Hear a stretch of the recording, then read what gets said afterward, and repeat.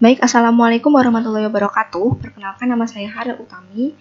Saya mahasiswa D3 Prodi Radiologi Purwokerto semester 5. Dan pembuatan video kali ini bertujuan untuk memenuhi ulangan tengah semester mata kuliah epidemiologi oleh Pak Fadli Felayani. Baik, di video kali ini saya akan membahas dan memaparkan terkait data penyakit dengan kasus tertinggi di Denpasar, Bali. Kemudian juga saya akan menghitung prevalensi rate dan insidensi rate dari data penyakit. Dan kemudian saya akan membahas salah satu penyakit lebih dalam ya dengan studi penelitian. Berikut merupakan data dari penyakit pada tahun 2020 di Kota Denpasar, Bali ya. Di sini terlihat bahwa data penyakit tertinggi ada pada diare sebanyak 11.689. Dan kemudian selanjutnya yaitu ada data penyakit dari tahun 2019 dan juga tahun 2020 di Kota Denpasar, Bali juga. Dan nantinya di sini saya akan memilih 3 kasus penyakit ya. Di sini yang sudah saya kasih kotak merah untuk saya hitung prevalensi rate dan juga insidensi rate-nya, yaitu ada TB paru, pneumonia dan juga DBD berdasarkan kedua hasil data di atas.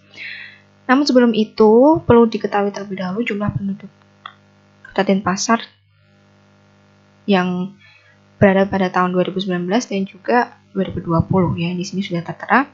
Kemudian selanjutnya bisa dilakukan penghitungan prevalensi rate dan juga insidensi rate. Dan perlu diketahui di sini prevalensi rate merupakan frekuensi jumlah penderita waktu lama dan juga baru pada suatu tempat tertentu dan juga pada waktu tertentu. Kemudian untuk insidensi rate hampir sama, hanya saja di sini hanya menggunakan jumlah penderita baru saja ya. Kemudian dibagi jumlah penduduk berisiko dan dikali konstanta. Di sini untuk nilai konstantanya bisa kelipatan 1000 atau 10.000 atau 100.000 dengan tujuan agar hasil tidak bernilai pecahan. Kemudian untuk jumlah populasi berisiko ini didapatkan berdasarkan data yang sudah saya paparkan sebelumnya, yaitu P1 merupakan data tahun 2000, data penduduk tahun 2019 dan P2 merupakan data penduduk dari tahun 2020. Kemudian diperoleh hasil 487.596 jiwa. Nah, kemudian dihitunglah prevalensi rate dan juga insidensi rate. Yang pertama ada TB paru ya. Di sini rumusnya dimasukkan terlebih dahulu, kemudian berdasarkan data sebelumnya dihitung ya berdasarkan rumus. Di sini jumlah penderita lama yaitu tahun 2019 pada TB paru di sini ada 1054, kemudian juga penderita baru ada 1610. Untuk insidensi rate-nya hanya menggunakan penderita baru, jadi di sini hanya jumlah penyakit TB paru pada tahun 2020 ya. Kemudian diperoleh hasil ini dan kemudian tinggal dikalikan konstanta ya, sehingga diperoleh 546. Maka dari itu disimpulkan bahwa terdapat 546 kasus per 100.000 penduduk. Kemudian untuk insidensi rate juga terdapat 33 kasus per 10.000 penduduk. Kemudian ini untuk penghitungan pneumonia didapatkan angka sekian ya. Bisa dilihat di sini. Untuk caranya sama seperti sebelumnya ya. Hanya saja datanya yang berbeda. Untuk DBD juga sama seperti sebelumnya ya. Dan ini merupakan hasil dari penghitungannya. Dan kemudian selanjutnya yaitu saya akan mengkaji lebih dalam terkait tuberkulosis atau TB paru ya. Jadi tuberkulosis itu apa sih? Jadi tuberkulosis ini merupakan penyakit menular langsung, di mana penyakit ini disebabkan oleh kuman tuberkulosis ya, yaitu Mycobacterium tuberculosis.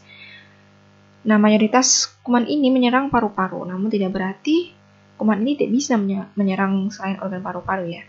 Untuk faktor penyebabnya sendiri yaitu ada umur. Umur di sini yang paling rawan adalah di bawah 2 tahun dan juga puncaknya pada saat dewasa. Kemudian ada tingkat pendapatan. Pendapatan masyarakat yang pas-pasan untuk kebutuhan sehari-hari menyebabkan pengaruh terhadap pola makan dan juga berakibat ke gizi ya. Kekurangan gizi bisa mempermudah TB untuk menginfeksi tubuh manusia ya. Dan kondisi rumah yang kurang terawat, berdebu, ini justru bisa menyebabkan kuman-kuman mudah berkembang biak ya. Kemudian membuka jendela tiap pagi. Nah, ini berfungsi untuk membawa sinar matahari ke dalam rumah sehingga bisa meminimalisir adanya kuman-kuman yang ada di dalam rumah. Kemudian riwayat kontak. Nah, riwayat kontak ini yang paling sering terjadi ya, karena terdapat riset menunjukkan bahwa terdapat rata-rata 2-3 orang yang terpapar virus dari penderita TB paru dalam satu ruangan atau dalam satu rumah. Untuk yang berbeda rumah itu rata-rata ada 1 kasus seperti itu. Untuk merokok pun sama ya, karena merokok di sini bisa mempengaruhi kesehatan paru-paru ya, sehingga mudah untuk tuberkulosis menginfeksi. Nah, dari beberapa faktor penyebab tersebut, di sini saya memilih faktor merokok ya, untuk membuktikan bahwa apakah faktor merokok merupakan faktor resiko penyebab TB paru ya, berdasarkan penelitian yang akan saya jelaskan nantinya. Nah, di sini saya menggunakan penelitian study case control. Mengapa saya menggunakan penelitian ini? Saya menggunakan penelitian ini yang pertama untuk mengetahui penyebab penyakit dengan melihat riwayat responden. Kedua, responden bisa menerima informasi mengenai faktor penyebab TB paru dan juga dampak dari merokok bagi kesehatan. Dan yang tak kalah penting ini merupakan tidak memberikan intervensi atau eksperimen kepada respondennya, mengingat objek penelitian kita di sini adalah manusia, sehingga tidak ada kerugian bagi responden. Nah, ini merupakan desain penelitiannya ya, seperti ini. Ini populasi jadi masyarakat Denpasar, ya. Dan selanjutnya yaitu bagaimana cara kita melakukan study case control. Nah, yang pertama ini tentukan terlebih dahulu populasinya. Populasi yang digunakan di sini adalah masyarakat Kota Denpasar tahun 2020 sebanyak 491.501 jiwa.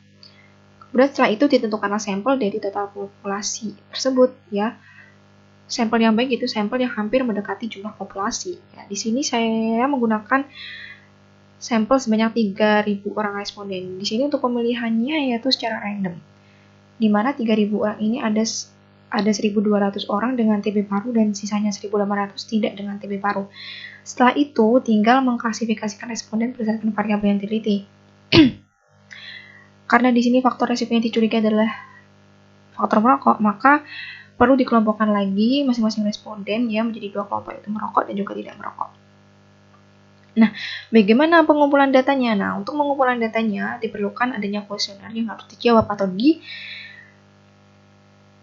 oleh masing-masing responden, di mana kuesioner ini harus menjawab pertanyaan apakah si responden menderita TB paru dan apakah aktif sebagai perokok. Kemudian setelah dikumpulkan data, kemudian diolah datanya dan menghasilkan sebagai berikut.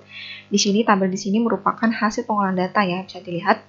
Ya, pada kelompok TB paru terdapat 1.200 individu ya, di mana 800-nya merokok dan 400-nya tidak merokok. Begitu pula dengan individu yang tidak terkena TB paru, yaitu untuk kasus merokoknya 600 merokok dan untuk tidak merokoknya ada sebanyak 1.200 individu. Seperti itu. Nah, kemudian dari hasil tersebut dilakukanlah perhitungan persentase prevalensi dan juga prevalensi rasio, di mana untuk persentase TB paru di antara orang yang merokok di sini dihasilkan 66% dan di antara orang yang tidak merokok ada 33%. Sehingga dari kedua perhitungan ini dihitunglah prevalensi rasio dan didapatkan hasil sebesar 2. Dengan demikian dapat disimpulkan bahwa orang yang merokok memiliki faktor resiko 2 kali lipat lebih mudah terkena TB paru daripada orang yang tidak merokok. Nah, untuk itu bisa disimpulkan bahwa penelitian yang telah dilakukan tersebut menunjukkan bahwa merokok ini memang menjadi faktor resiko seseorang untuk terkena penyakit TB paru, dan orang yang merokok ini memiliki faktor resiko 2 kali lebih besar untuk terkena TB paru dibandingkan dengan orang yang tidak merokok. Oke, mungkin sekian dari saya. Kurang lebihnya mohon maaf dan semoga bermanfaat. Wassalamualaikum warahmatullahi wabarakatuh.